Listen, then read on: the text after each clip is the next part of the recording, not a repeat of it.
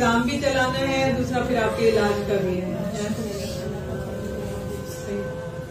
तो रोती क्यों है फिर? परेशान तो नहीं होना चाहिए, रोना तो नहीं चाहिए ना।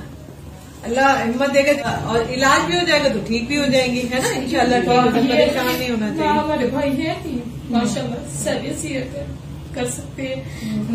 कभी किसी ने 500 रुपया नहीं दिया, इसको एक माँ मार दी। तो फिर दुख तो होता है ना कि हमारे भाइयों ने बावजूद भी हमें साथ है। बस जब आप अल्लाह होता है, अल्लाह होता है, तो अल्लाह वसीला हम आपके बहन भाई हैं, हम आपके लिए बैठे हुए हैं।